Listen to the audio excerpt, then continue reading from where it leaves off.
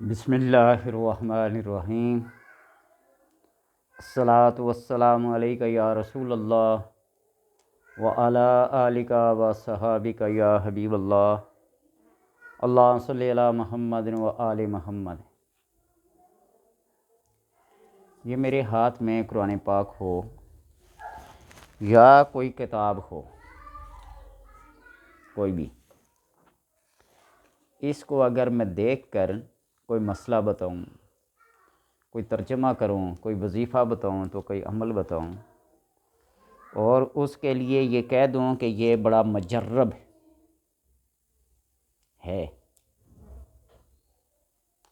تو قرآن کا اور کتاب کا لکھا ہوا بزرگان دین کا وہ مجرب ہی کہلائے گا، میرا اپنا تجربہ شدہ ہو یا نہ ہو، لیکن یہ قرآن ہے، اس کا ایک ایک حرف مجرب المجرب تو گردرا بھی نہیں ہے۔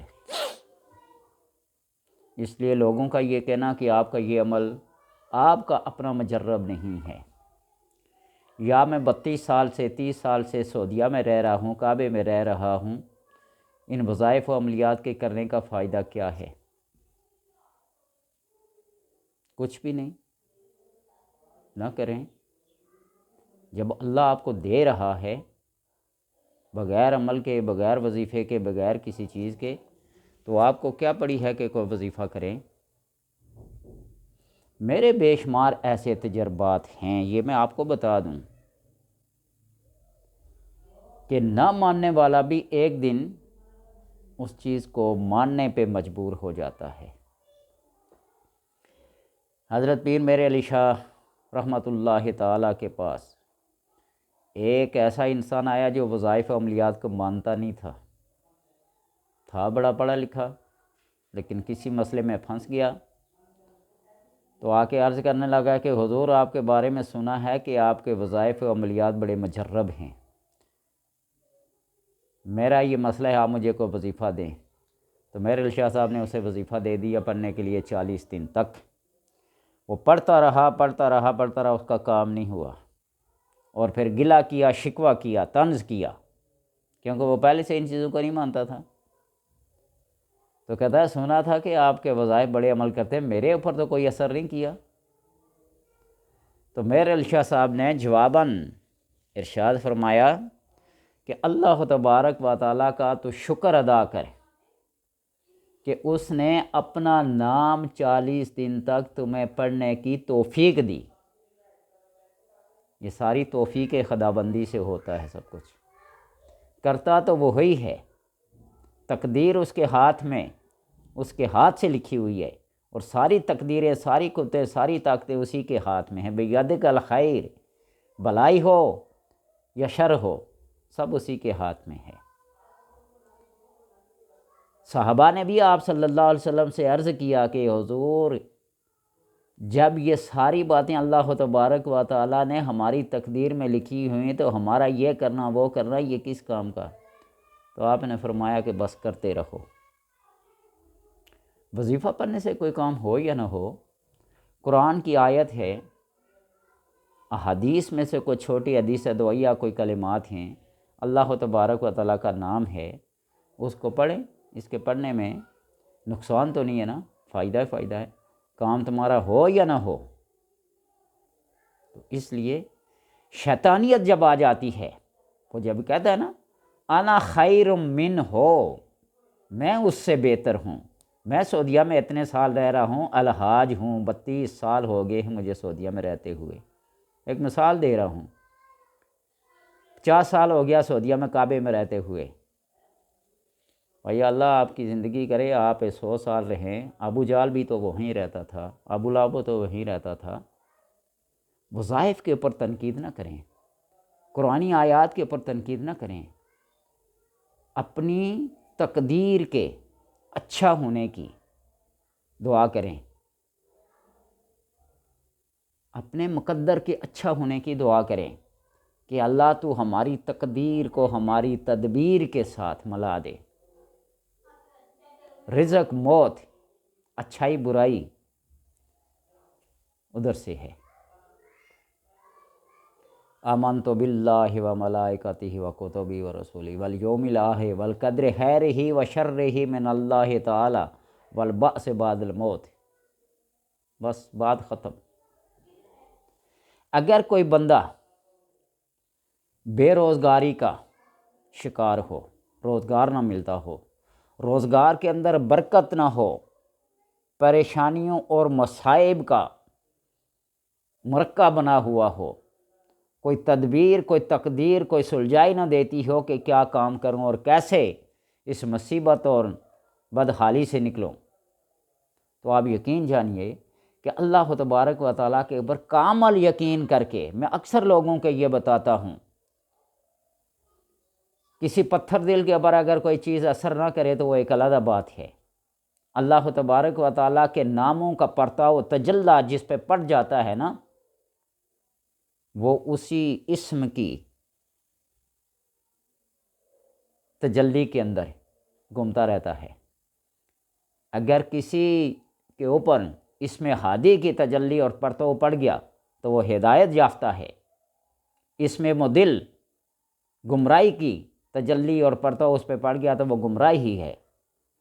اسم رحمان ہو گیا، اسم رحیم ہو گیا، قہار ہو گیا، جبار ہو گیا، جو تجلی جس چیز انسان کے اوپر اس کے نام کی پڑے گی اس کے اندر وہی صفات ہوں گی۔ تو اللہ تبارک و تعالیٰ کے اوپر کامل یقین کر کے کچھ بھی نہ پڑھیں، آپ سجدے میں سر رکھ کے اپنی زبان میں اس سے باتیں کر لیں، اپنی زبان میں جو باتیں آپ اپنے گھر والوں سے، اپنے بچوں سے، اپنے خاندان والوں سے کرتے ہیں، وہ زبان اللہ ساری زبانیں جانتا ہے۔ یہ نہیں ہے کہ زبان یار من ترکی و من نمی ترکی، میرے یار کی زبان ترکی اور میں ترکی نہیں جانتا، یہ بات نہیں ہے، اللہ ساری زبانیں جانتا ہے۔ تو اس لیے سجدے میں سر کو رکھ کر اللہ تبارک و تعالیٰ سے اپنے یہ لمبے لمبے وظیفے، لمبے لمبے اسم، لمبی لمبی صورتیں پڑھنے کی ضرورت نہیں، آپ اپنی زبان میں اس سے باتیں کریں، اللہ تمہاری ان باتوں کا جواب دے گا۔ اور کہنے کا مطلب یہ ہے کہ قرآن کی اس آیت کو آپ ذہن میں رکھ لیں۔ سورہ قصص سورت نمبر ہے 28، پارہ نمبر ہے 20 اور آیت نمبر ہے 24۔ پارہ نمبر 20، سورت نمبر 28 سورہ قصص اور آیت نمبر ہے 24۔ رب انی لما انزلت الی من خیر فقیر، رب انی لما انزلت الی من خیر فقیر۔ اعراب کے لحاظ سے، تلفظ کے لحاظ سے اس آیت کو یاد کر لیں۔ کہیں بھی کسی کو فقر و فاقہ نے تنگ کیا ہو، غربت اور بے روزگاری نے تنگ کیا ہوا ہو، مصائب و مشکلات نے اسے گھیر لیا ہو، تو اس آیت کا ورد کرے، اس آیت کا ورد کرے، کم سے کم 14 بار، 70 بار، زیادہ 101 بار، اور زیادہ سے زیادہ 313 بار اس کا پڑھے۔ پھر اپنے مصائب، دکھ، درد، بے روزگاری، بے برکتی کو دیکھ لے کہ اس کو بھاگنے کی راہ ہی نہیں ملے گی، نیست و نابود ہو جائیں گی۔ اور اس پورے مفہوم کو پڑھ کے دیکھ لینا، پورے مفہوم کو، اس آیت کا جو سیاق و سباق ہے اس کو پڑھ کے دیکھ لینا۔ حضرت موسیٰ علیہ السلام سے ایک آدمی کا قتل ہو گیا، 2 آدمی لڑ رہے تھے، ایک موسیٰ کے گروہ کا تھا، ایک فرعون کے گروہ کا تھا۔ موسیٰ کے گروہ کے بندے نے فریاد کی تو موسیٰ علیہ السلام نے اس کو مکہ دے مارا، فرعونی کو، مر گیا۔ اللہ کی حکمت تھی، یہ تدبیر تھی، دوسرے دن پھر اسی آدمی کا جو موسیٰ کے گروہ تھا، پھر اس کا کسی کے ساتھ جھگڑا ہو گیا۔ موسیٰ علیہ السلام پھر تو اس موسیٰ کے ہی آدمی نے کہا کہ تو کل والا ہی ہے نا جس نے اس بندے کو مار دیا تھا، اپنا ہی بندہ مخالف ہو گیا۔ اور دور کا ایک آدمی دوڑتا ہوا آیا، موسیٰ سے کہا ان الملا یأتمرون بک، پورا گروہ تمہارے بارے میں سوچ رہا ہے، میرا یہ مشورہ ہے کہ فخرج، نکل جا یہاں سے، کہیں اور کا رخ کر۔ تو موسیٰ علیہ السلام وہاں سے مدین کی طرف آئے۔ ولما ورد ماء مدین، مدین کے پانی کے چشمے کے اوپر، اس کنویں کے اوپر جہاں سارے گاؤں کے لوگ جا کے اپنے جانوروں کو پانی پلاتے تھے، وہاں پہنچے۔ وہاں دو خواتین کو دیکھا جو اپنے جانوروں کے لیے کھڑے تھی اور اس انتظار میں تھی کہ یہ سارے مرد پانی پلا کے جائیں تو پھر ہم پانی پلائیں، لیکن اوپر تیز دھوپ۔ موسیٰ علیہ السلام نے پوچھا تمہارا کیا مسئلہ ہے؟ کہا یہ مسئلہ ہے۔ موسیٰ نے ایک پڑی کو اٹھایا، پانی کا چشمہ نکلا، پانی پلایا، اور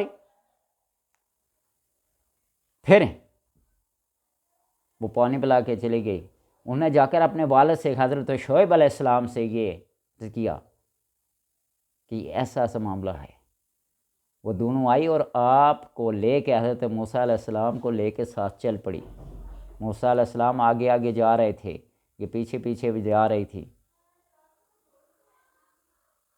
تو موسیٰ علیہ السلام نے جب اپنا سارا قصہ جا کر حضرت شعیب علیہ السلام کو سنایا تو فرمایا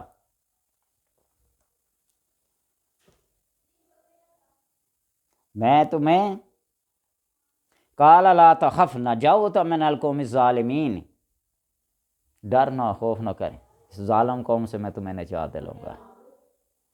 قالت احداہما یا ابت استاجرہ، اس کو اجرت دیجئے، بہترین اجرت دیجئے، یہ بڑا قوی اور امین بندہ ہے، امانت دار ہے۔ تو اس ضمن میں پورا واقعہ پڑھ کے دیکھ لینا، سیاق و سباق کو دیکھ کے دیکھ لینا کہ موسیٰ علیہ السلام کو پھر حضرت شعیب علیہ السلام کے گھر میں 10 سال تک ٹھہرنا پڑا۔ ایگریمنٹ ہوا، بکریاں چرائیں، اور پھر جب 10 سال کی مدت پوری ہوئی تو موسیٰ علیہ السلام کو وہ بکریاں بھی، اور شعیب علیہ السلام نے اپنی بیٹی کا نکاح موسیٰ علیہ السلام سے کر دیا۔ پورا واقعہ بڑی تفصیل کے ساتھ سورہ قصص میں بیان ہوا ہے، تو اس کو پڑھ کے دیکھ لینا۔ تو پھر اللہ تبارک و تعالیٰ کے کلیم نے، موسیٰ علیہ السلام نے یہ کہا کہ قال رب لما انزلت الی من خیر فقیر، اس کھانے کا جو تو میرے اوپر اتارتا ہے میں اس کا محتاج ہوں، یہ جو نعمتیں، یہ جو برکتیں تو میرے اوپر اتارتا ہے نا، اس کا میں بڑا محتاج ہوں۔ اللہ تبارک و تعالیٰ کی نعمت، برکت، خزانے، رزق، ہر بندہ اس کا محتاج ہے۔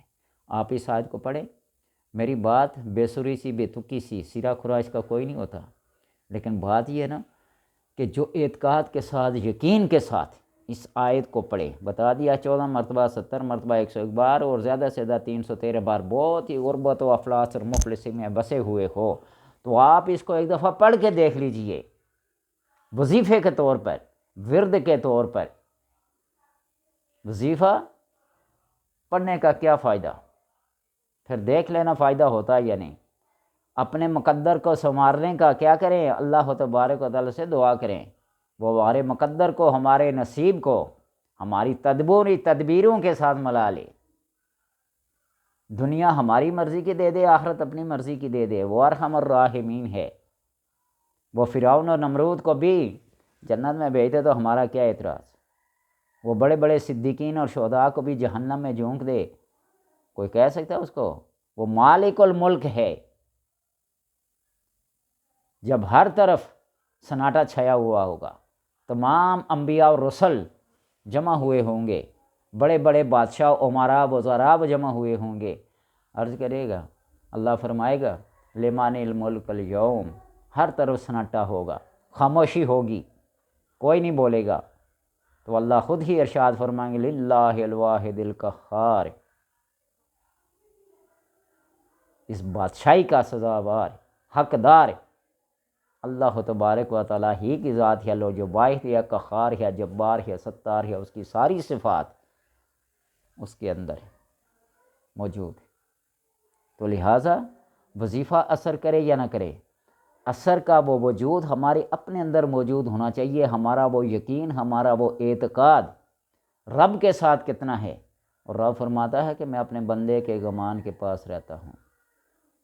تو اس لیے میری طنز و تنقید کا مطلب یہ نہیں ہوتا کہ کسی کے اوپر میں کیا کوئی طنز کر رہا ہوں، تنقید کر رہا ہوں۔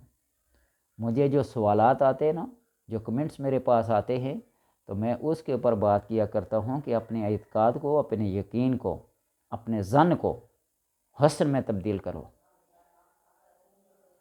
طنز و تنقید میرا مسلک نہیں، مشرب نہیں۔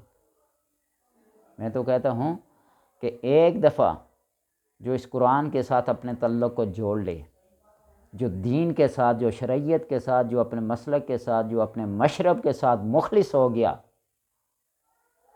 اللہ تبارک و تعالیٰ اس کے دامن کو رحمتوں سے، برکتوں سے بھر دیتے ہیں۔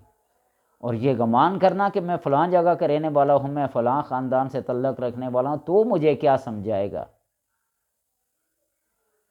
تو ہمارے اندر وہ سمجھانے کی صلاحیت نہیں ہے، ہم تو سمجھنے کے لیے یہاں بیٹھے ہوئے ہیں۔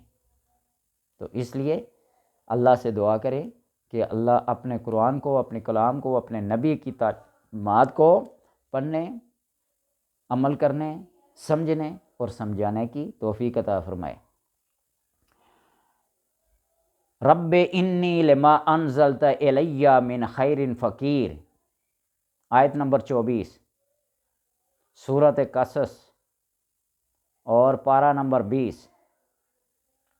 دیکھ کے اعراب کے لحاظ سے، تلفظ کے لحاظ سے اس کو پڑھیں اور اپنی بے روزگاری کو، غربت کو، افلاس کو، مجبوریوں کو دور بھگائیں۔ اللہ کے کرم سے انشاءاللہ گلہ نہیں رہے گا، شکوہ نہیں رہے گا اس آیت کے پڑھنے کے بعد۔